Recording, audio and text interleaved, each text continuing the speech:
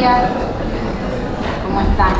Hoy tengo el gusto de moderar este segundo panel sobre cambio climático con personas tan comprometidas con la sostenibilidad y la acción por el clima, y por eso les quiero agradecer muy especialmente en nombre de PNUD a Constanza Connolly, a Cristian Cornia, a Patricia Hinchot, a Marcelo Ballini y a Florencia Michel, que está acá con nosotros. Ahora los voy a presentar en breve.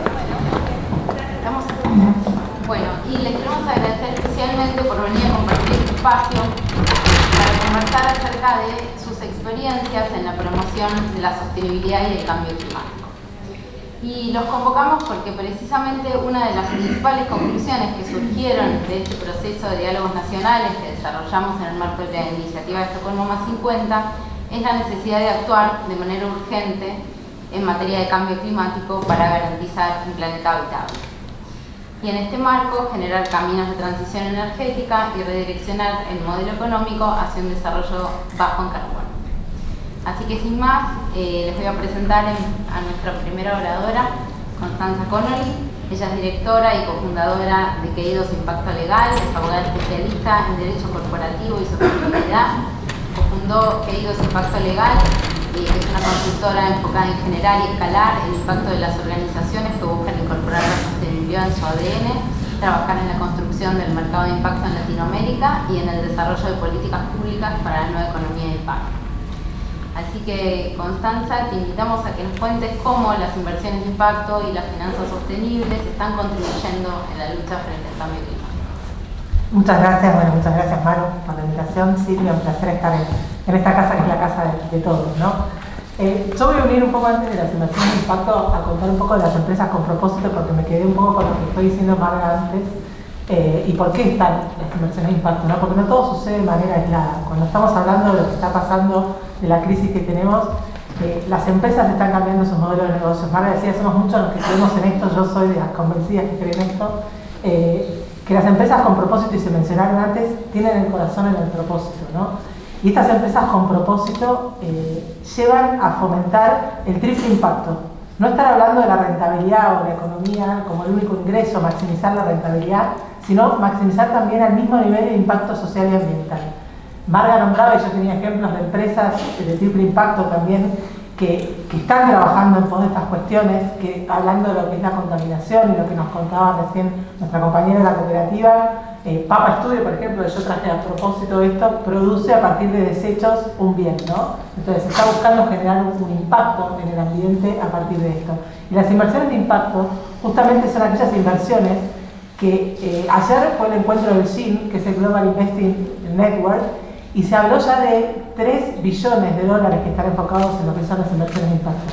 Las inversiones de impacto son aquellas que, además de buscar la rentabilidad, buscan generar un impacto positivo, ¿no? Cuando hablamos de la economía de triple impacto, las empresas de impacto, las inversiones de impacto, no estamos hablando de solo mitigar o no generar un daño en el ambiente. Estamos buscando de transformar, de generar un cambio y un impacto positivo, de modificar lo existente, lo que hablamos de las pérdidas de la biodiversidad, etc. Y en eso se necesita, en lo que es inversiones de impacto en Argentina, hay un grupo de trabajo que ya trabaja hace muchos años, que ha generado un informe, que hay un informe que el PNUD lo pueden buscar y está, que cuenta el ecosistema de cómo son las inversiones de impacto en Argentina, donde están todos los actores que están impulsando la inversión de impacto en Argentina justamente. Y además de la inversión de impacto nombraban las finanzas sostenibles. Y las finanzas sostenibles, hay un actor clave en Argentina que es la Comisión Nacional de Valores, que está empujando y traccionando muchísimo todo lo que tiene que ver con las finanzas sostenibles. Las finanzas sostenibles ya están instaladas en el mundo. Las inversiones de impacto también. Tenemos el cambio del espectro del capital, ¿no? Antes el capital iba solamente a buscar la rentabilidad, como decíamos antes, y el retorno que importaba sobre el económico. Todo eso cambió, o sea, el espectro del capital cambió. Hoy estamos hablando de inversión responsable, de inversión sostenible, de finanzas sostenibles en general y de inversiones de impacto.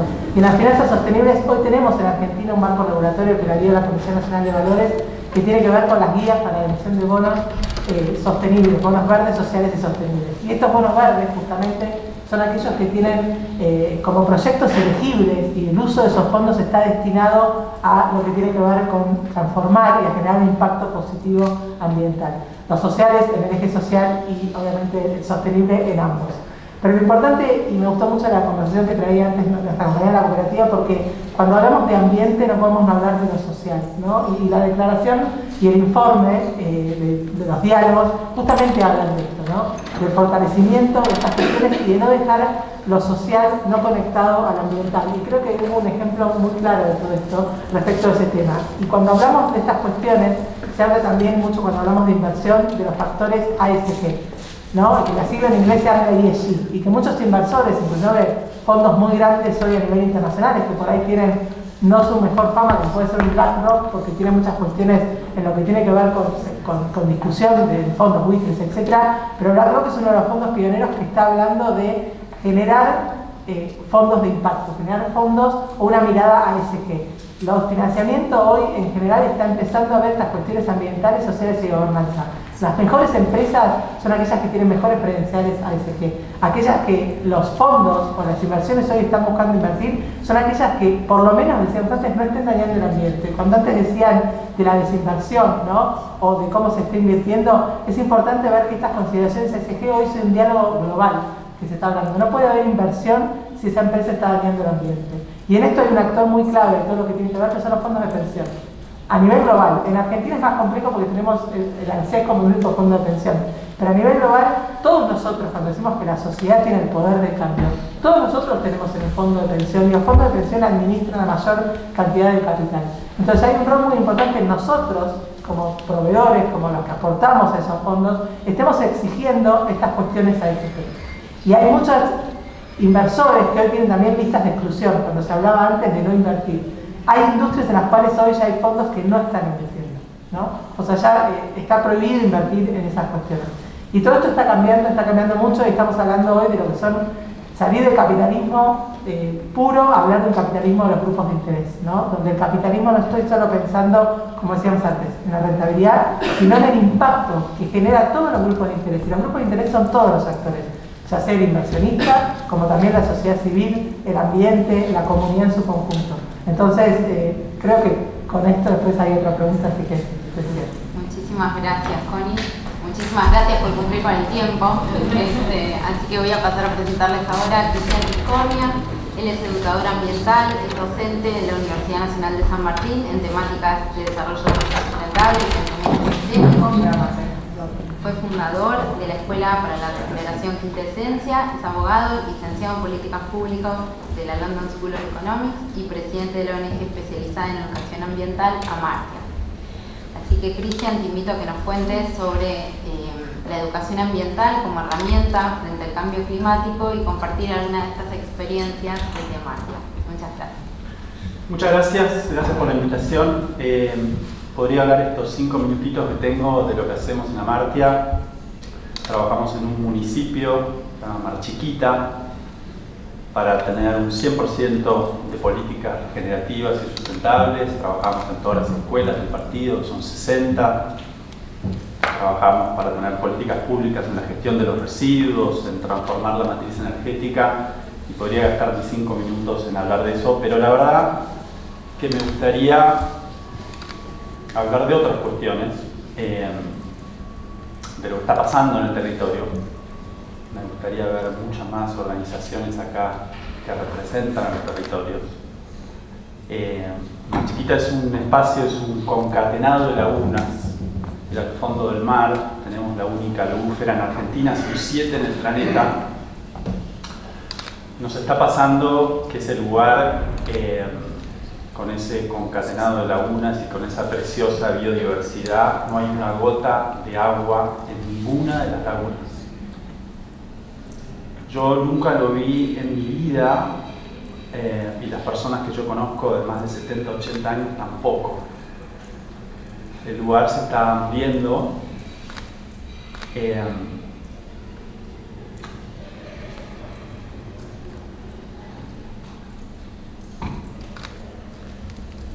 Los chacareros no van a sembrar nada este año porque no hay agua, pasamos un invierno terrible, una primavera terrible y se viene un verano mucho peor. Mar Chiquita produce 1 millón de huevos, por ejemplo, por año. El 16 de enero quienes producen perdieron el 50% de la producción, porque las temperaturas alcanzaron más de 40 grados y se murieron el 50% de las ponedoras. La situación es realmente terrible. Yo me junto con el presidente de la sociedad rural, toda muy buena gente que ama el terruño tanto como nosotros, cuando nos criamos en ese lugar, y no pueden ver la conexión entre lo que está pasando, entre la causa y la consecuencia. Entonces quiere decir que esto va a seguir, porque van a seguir produciendo de la misma forma, van a seguir aumentando la cantidad de químicos que están destruyendo la biodiversidad de nuestros suelos, que nos están dejando sin agua, que están favoreciendo que un ecosistema se esté muriendo. No me tengo que ir al Amazonas, no me tengo que ir a Egipto, no me tengo que ir a las sequías en Europa, no me tengo que ir a lo que está pasando en California y la mitad del mundo que se está quemando. Acá, a 300 kilómetros, una de las zonas más ricas de la provincia de Buenos Aires se está muriendo. Y yo venir a escuchar acá que hay políticos que están comprometidos con estas temáticas, la verdad que me genera una sensación de frustración muy grande. ¿Por qué? Porque el problema va en avión a 2000 kilómetros por hora y nosotros, todos los que estamos acá, estamos presentando soluciones que van por una escalera y vamos gateando. Y no nos animamos a tener conversaciones honestas.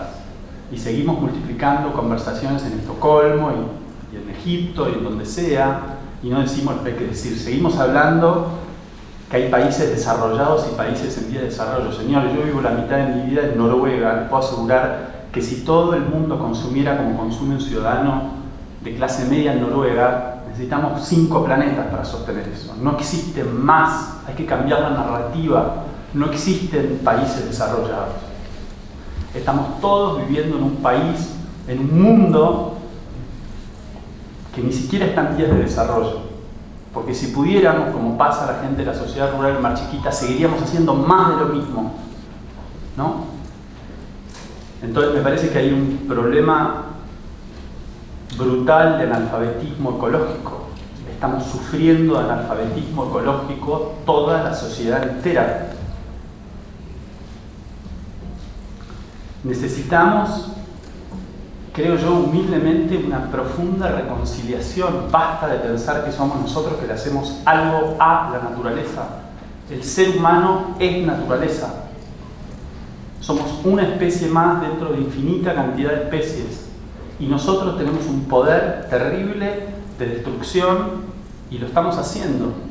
La pregunta es ¿por qué no reaccionamos? ¿Por qué no estamos reaccionando cuando esto nos toca en todos los rincones? Yo me pregunto si estamos haciendo todo lo que estamos acá, lo que tenemos que hacer, si nuestras instituciones están diciendo lo que hay que decir, si estamos moviendo las fichas como hay que mover las fichas, si estamos teniendo conversaciones valientes, si nos animamos a decir que somos ignorantes.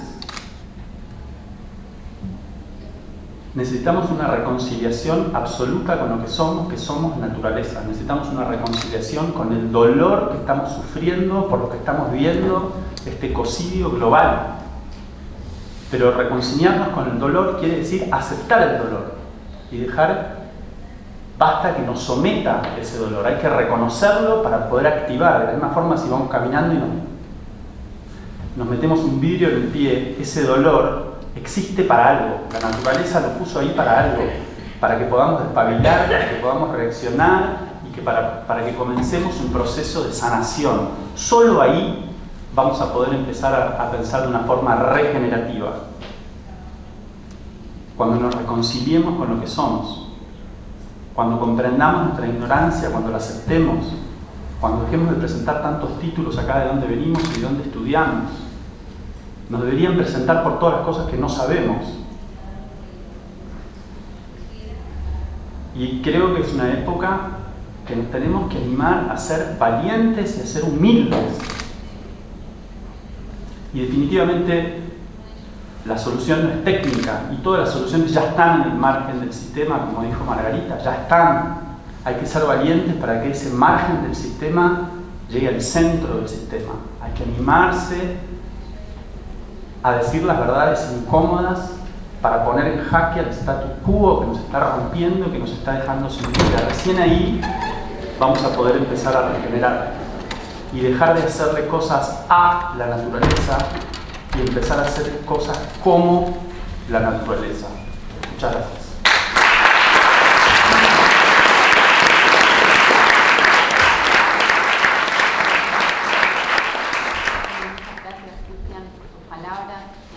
Voy a pasar ahora a presentarles a Patricia Quinchot.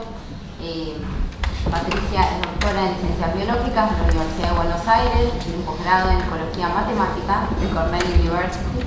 Es especialista en cambio climático, sistemas de información ambiental y de gestión de cuencas transfronterizas. Es directora de Asuntos Científicos de la Fundación R21 y gerente de cambio climático del Gobierno de la Ciudad de Buenos Aires. Bueno, Patricia, si te parece, contanos ¿qué pensás vos? ¿Cuáles considerás que son las acciones más importantes que las ciudades lleven adelante frente a esta crisis del cambio climático? Bien, bueno, en principio muchísimas gracias María Eugenia por invitarme y Silvia por reencontrarnos y este lugar maravilloso. La verdad que yo venía con una idea y después de escucharlo es como cambió mucho todo, pero coincido plenamente con todas las palabras que él mencionó. Igual me voy a enfocar en el tema de la ciudad de Buenos Aires. Supongo que me invitan a hablar de la ciudad porque en este momento las ciudades son el lugar del mundo donde habitamos más del 56% de las personas y en el futuro vamos a ser 7 de cada 10 personas vamos a vivir aquí. Entonces, evidentemente, tenemos que enfocar para combatir el cambio climático en las ciudades. Y de hecho está pasando porque se les está dando una importante mirada. En ese sentido, nosotros en la Ciudad de Buenos Aires tuvimos un reto muy grande durante el año 2020. Nos decidimos a hacer el plan de acción climática para hacer carbonos neutrales para el 2050 y tener una ciudad resiliente e inclusiva para esa fecha. Y en el medio nos agarró la pandemia, así que imaginen de qué se trata. Ustedes saben que la tarea de un área de cambio climático en el gobierno no es hacer nada, en realidad, y es hacer todo. Porque lo que hacemos es integramos las ideas y las acciones de un montón de áreas diferentes con agendas propias y a las cuales también les cuesta mucho entender qué es lo que está pasando. No solo a la gente de la sociedad rural en Mar Chiquita les entiende, les cuesta entenderlo, sino también le cuesta al área de transporte, al área de infraestructura en una ciudad. ¿Por qué? Porque sí, porque tienen sus prioridades. Entonces, en ese momento nosotros pensábamos hacer un trabajo muy de integración de mesas y nos agarró la pandemia. Fue una tarea increíblemente difícil, pero ahí tratamos de que todas esas áreas comprendan, empiecen a mirar sus áreas con un lente climático, con un lente que tenían que empezar a entender que había otra mirada, no solo la de ellos. No voy a decir que lo logramos infinitamente, pero sí ellos pudieron rescatar que estaban haciendo un montón de cosas que tenían que ver o con la mitigación o con la adaptación o con la inclusión climática.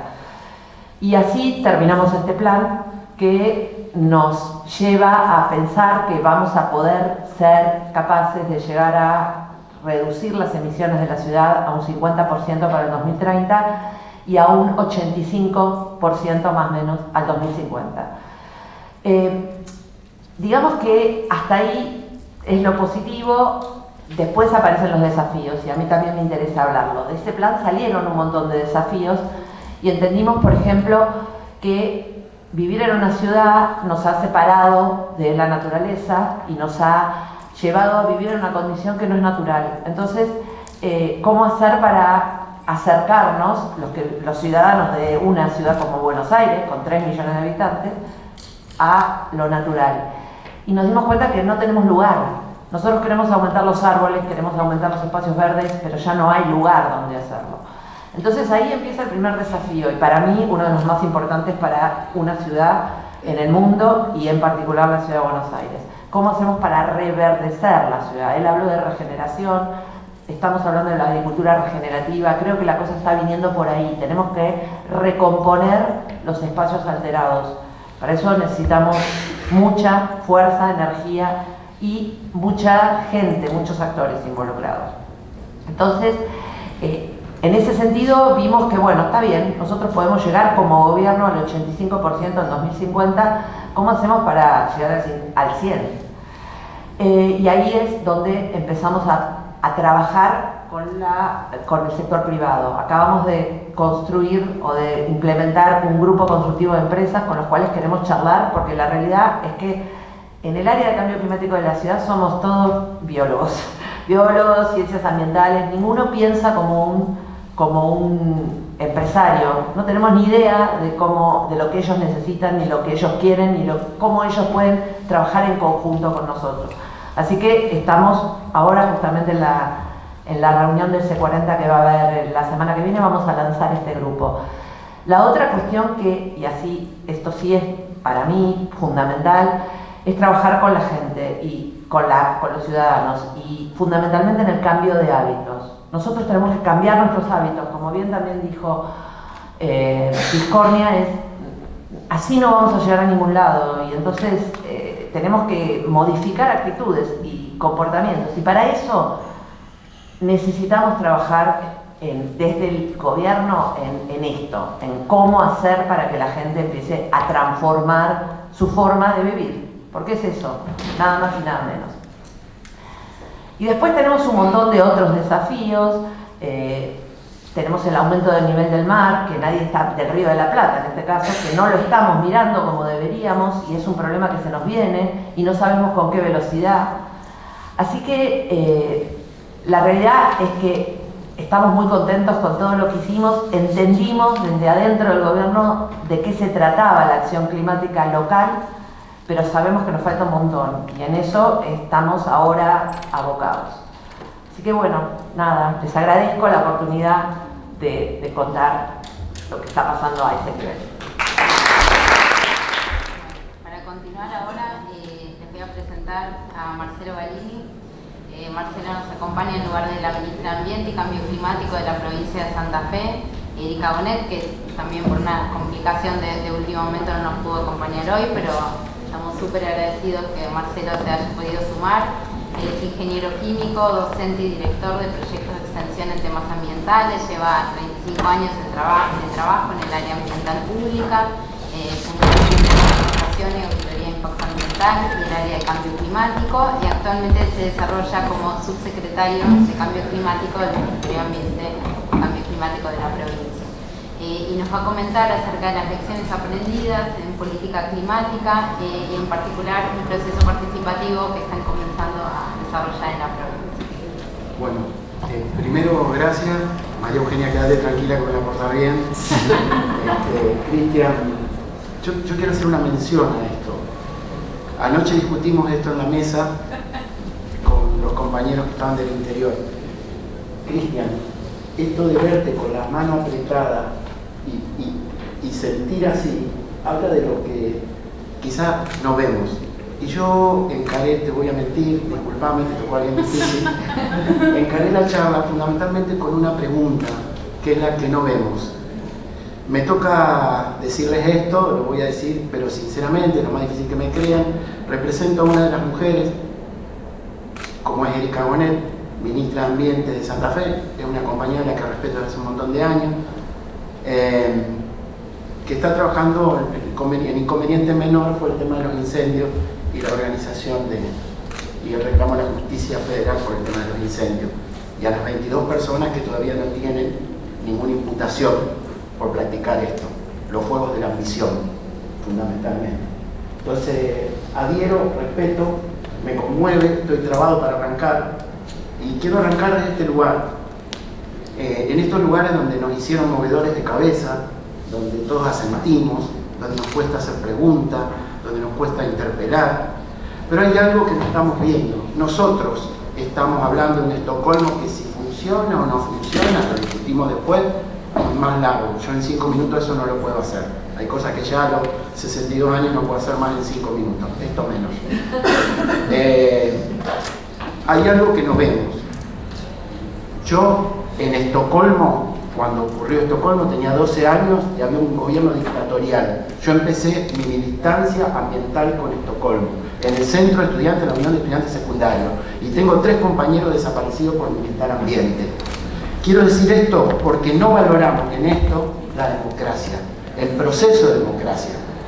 Y la democracia no está en crisis, lo que está en crisis es la forma de hacer política. Es no entender que la naturaleza está politizada y debemos mirarla politizada, y por estar politizada la tenemos que militar, sin temor a estas palabras.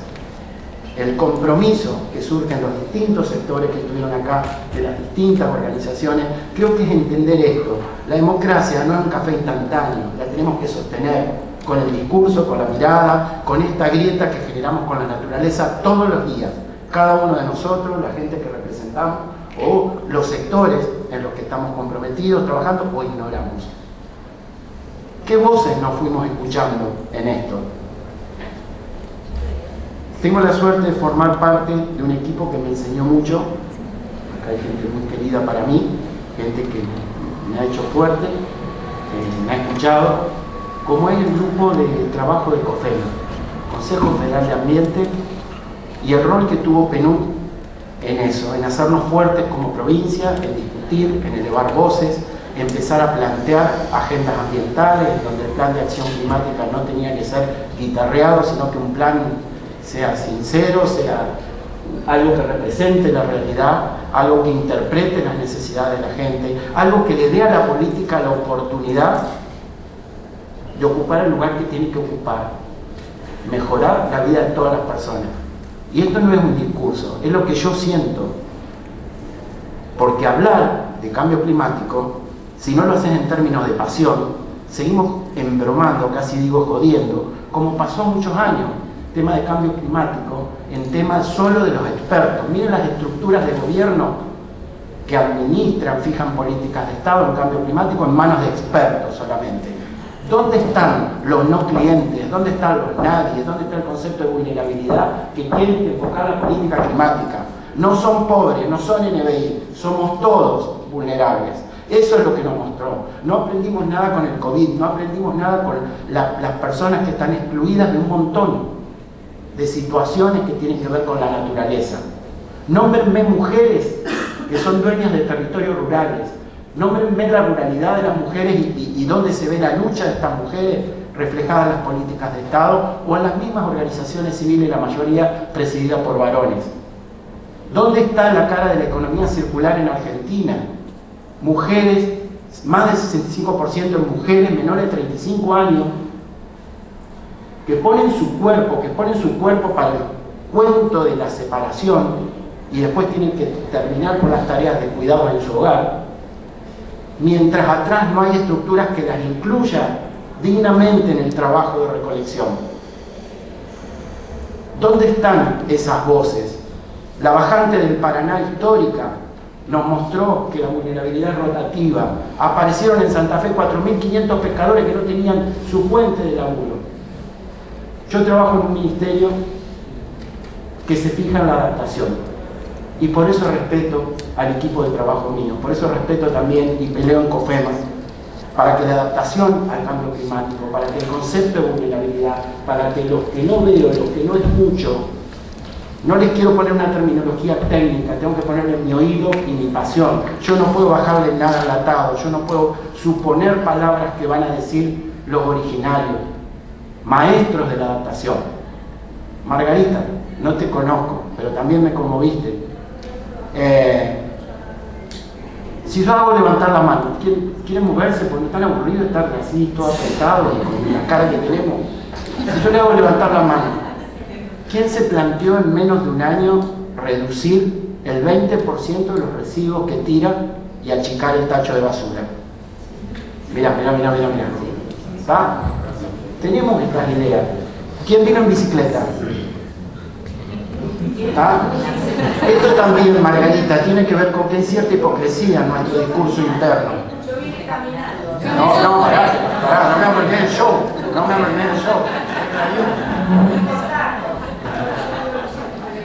Brillante. Quiero decir esto con todo respeto al auditorio también para que se muevan, porque si no, parece que la política climática pasa por el almidón.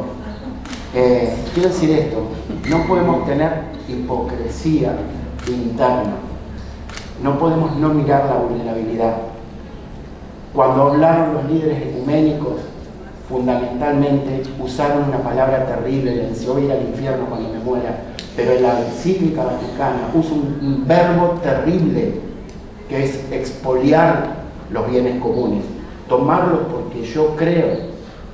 Todavía escuchás que hay originarios ocupando territorio.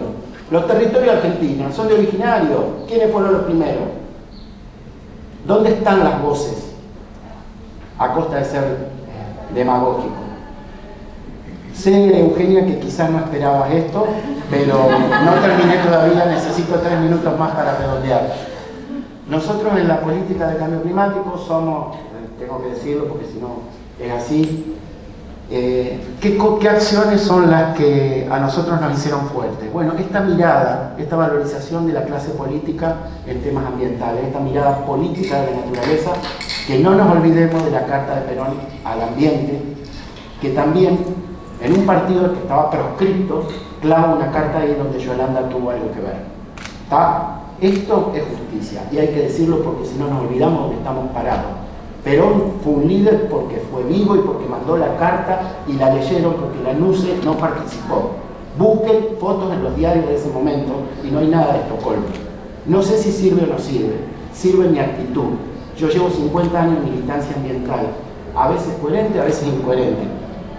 Son mis hijos los que me juzgan, son lo que yo dejo, esto es sincrónico. Si no lo entendemos, dice Martín Fierro que de acuerdo al mundo son azotes. Esto es así. No lo miremos de otro lado, no hay más tiempo, nos pusieron contra la pared. Entonces podemos ser prolijos, podemos viajar a Egipto, podemos andar en camello, lo que querramos. Pero acá hay que tener resultados. Celebro una acción que a nosotros nos hizo fuerte. El rol de PNUD en apoyar a la provincia para fortalecer capacidades internas y generar líneas de trabajo. Flor Mitchell, tenés mucho que ver en esto también. ¿Está? Y eso también nos hizo fuerte como equipo técnico. El Ministerio de Ambiente de la Nación nos acompañó, PNUD puso lo que tuvo que poner, nos acompañó en un proceso de año y medio para poder generar un borrador de un plan de acción climática que sirva como documento de base para un proceso participativo. No lo vamos a escribir en un escritorio mientras yo esté vivo, sino que me echen. Lo vamos a hacer en mesa de trabajo. El primer documento del plan, primer borrador, lo escribieron jóvenes de toda la provincia de Santa Fe. Hay convicción política, esa es otra. Tenemos un Ministerio de Ambiente y Cambio Climático. En estos momentos se reglamentó la ley. Está reglamentándose la ley y genera este proceso participativo. La otra cuestión positiva, para ir terminando, no te asustes, por favor. Ya se murió Fortalecer a gobiernos locales con la participación de las organizaciones civiles. ¿Qué fortalecer? Propiciar procesos en donde los escuchen y ellos mismos generen su línea de trabajo y yo acompaño con los conocimientos técnicos que tengo como ministerio. Eso hacemos en el Ministerio de Ambiente de Santa Fe. Yo quería decir también que fortalecer a municipios no es bajarle programas a municipios de comuna. Nosotros tenemos 366 municipios de comuna. Y esta empatía ambiental que no están teniendo en muchas de las lecturas que fuimos escuchando, es la que hay que empezar a tener. Una empatía ambiental que empieza por el escuchar, no por suponer lo que yo creo saber por tener los conocimientos. Me tengo que sentar, hay soluciones distintas. Cambio climático no tiene un abordaje. Durante un montón de tiempo, cambio climático se abordó desde mitigación. Y considero que hay que seguir avanzando en mitigación, pero hay que darle más visión a adaptación. Muchísima visión al concepto de vulnerabilidad y cómo nos paramos frente a los no clientes, los nadie o los que no tienen las voces. Eso básicamente. Se me van un montón de cuestiones, la educación ambiental integral metida en el medio de esto. Somos un país con la suerte de tener por definir una estrategia nacional de educación ambiental, eje de la política climática. Hay que apuntarla, hay que instalarla. Participamos federalmente en esto y esto lo quiero también agradecer a las instituciones que están presentes acá que nos invitaron a hacerlo. No teníamos voz ni voto, las provincias, y ahora lo tenemos. Esperemos hacer con estos ingredientes una buena torta. Erika Bonet me mandó a decir esto, no me lo voy a decir en los términos que me lo dijo, pero decirle realmente que yo quería estar ahí. Decirle que realmente, porque yo tengo cosas para decir, por eso vas vos. Espero que haya dicho lo que ella quería decir. Pero básicamente me quiero despedir para ser honesto con esto. No sé si contesté, no sé si fui prolijo o no fui prolijo, pero creo que veníamos hablando con Valentina que los errores de cambio climático no fue ponerle alma y oído a las cosas que teníamos que ver y escuchar. Y creo que es esto, ambiente es alma, no es programa, objetivo, resultado y vuelve, no es solamente eso. La política no es lineal, la naturaleza no es lineal, la naturaleza nos abarca, la naturaleza nos enseña. Si no, pregúntenle a los originarios padres de la adaptación, pregúntenle a los máximos expertos de la adaptación si realmente tienen estas voces. Dos cosas para cerrar. Una anécdota personal, trabajamos en el tema movilidad sustentable, sin imponérselo, en una comunidad com, en lengua com, y surgió el primer taller de mujeres cicloreparadoras que armaban circuitos seguros para ellas y para vender su artesanía. Ya, listo, termino con esto. Cuando le preguntamos una definición de ambiente en com, ¿saben qué nos dijeron? Lugar que huele feo. Yo creo que esto se puede cambiar, nosotros tenemos estos poderes y básicamente estamos frente a una oportunidad para abrir los ojos, para abrir el corazón frente al cambio climático, no para ser románticos, sí para ser enérgicos, para comprometernos más y fundamentalmente refundar de una vez por todas esta sociedad que requiere que se le incorpore un segmento de naturaleza a cada cosa que hace cada uno. Esto que decía María de reciclar personas y reciclar sociedad. Gracias por este momento.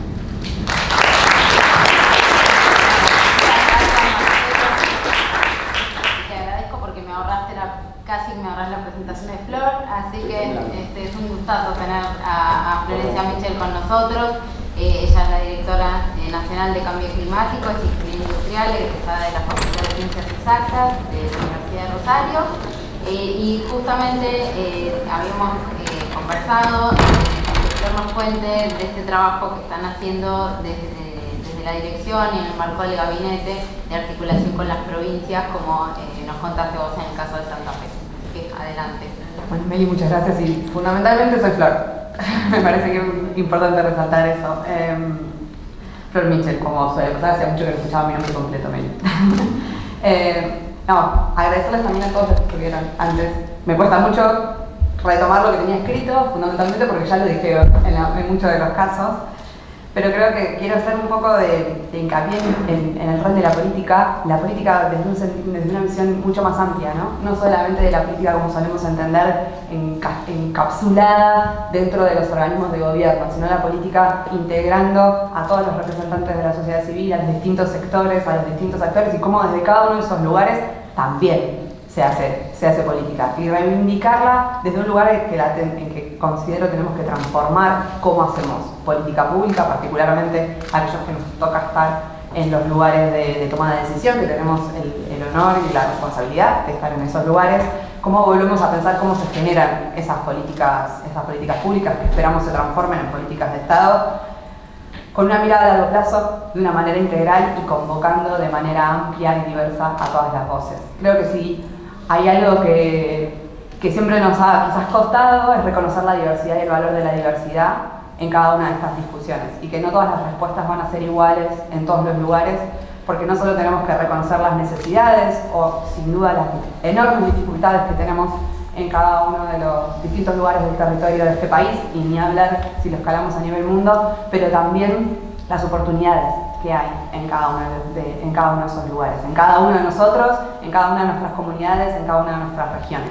Y eso fue un poco lo que intentamos trasladar a la hora de empezar a articular con las provincias, como decía Meli, como contó también y adelantó algo Marcelo, con Patricia también hemos trabajado, cómo reconocemos en cada una de las provincias, en cada una de las regiones, no solo las dificultades que enfrentan frente al cambio climático, no solo las fuentes de emisión de gases de efecto invernadero que cada una de ellas puede tener y que son muy distintas en cada uno de los casos, sino cómo una nueva mirada de la construcción de la política climática nos puede ayudar a potenciar las oportunidades que tienen cada uno de esos territorios. Entendemos que atado a la redefinición de esas políticas podemos encontrar oportunidades de lo que en algún momento algunos llaman desarrollo, otros llaman crecimiento, podemos discutir sobre el lenguaje, pero sí hay posibilidades de crecimiento, de mejora de la calidad de vida a cada una de las personas al menos en nuestra percepción o en la forma en la que lo estamos intentando hacer. Las personas están en el centro, pero siempre entendiendo, como decía Cristian también, que formamos parte de un todo mucho más grande y que nos sobrepasa de un montón de maneras. Pero en ese sentido también me parece que tenemos la gran responsabilidad, y lo pensado cuando hablaba con el principio, de cómo reestructuramos lenguajes, cómo podemos repensar los distintos lenguajes para ir acercándonos a otros lenguajes que no son ajenos a los que venimos quizás desde antes del ambientalismo, del ambientalismo.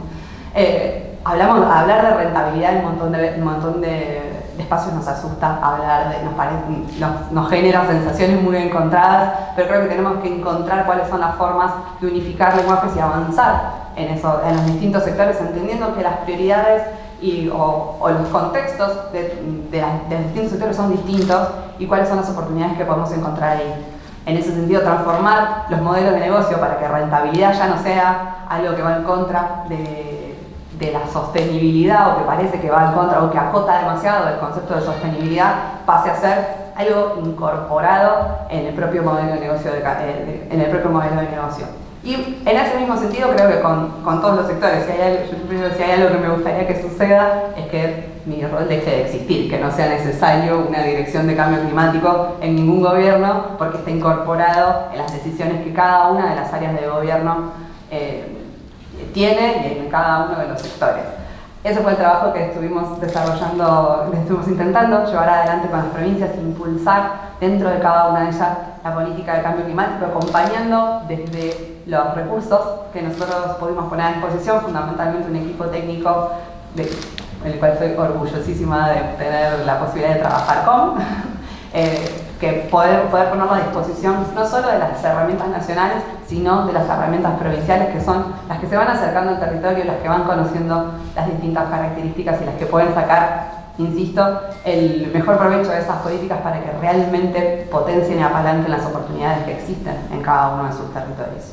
Así que estuvimos trabajando con las 24 jurisdicciones, avanzando claramente con distintos niveles de avance en cada una de ellas, pero en todas pudiendo generar algo que nos parece súper importante, que es la posibilidad de empezar a pensar en esquemas de gobernanza que nos permitan sostener estas decisiones que estamos tomando hoy en día, o que se está pensando tomar, o estas discusiones que estamos llevando adelante en el largo plazo. Así que apostando fuertemente a generar esos esquemas que nos permitan seguir encontrándonos, reconociendo en la diversidad de voces un gran valor agregado para la política climática y construyendo a futuro y a largo plazo.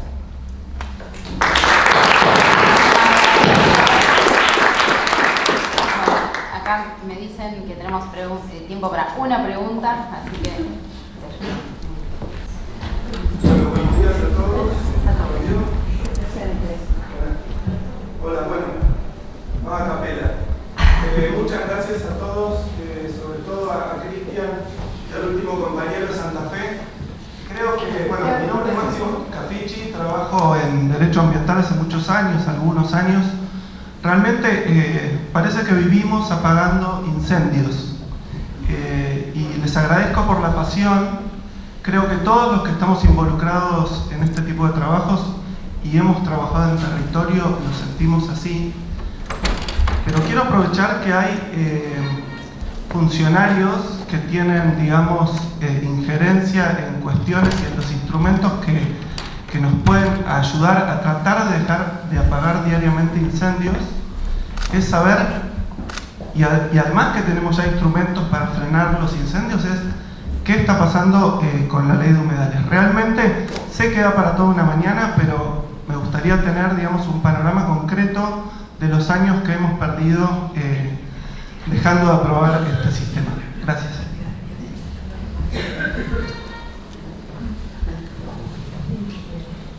No, a mí fue la pregunta. Me parece que si hay responsabilidad y compromiso político, es una de las preguntas centrales, ¿no? ¿Qué está pasando con esa ley? Que es como el ABC, lo mínimo, porque ni siquiera nos la pasamos apagando incendios, porque no los estamos apagando, ni siquiera. Entonces, me parece que nada, habiendo tantos representantes del poder político, sería muy bueno que nos compartan las dificultades que están teniendo, ¿no? Para no sacar una ley que es tan necesaria como el oxígeno que respiramos.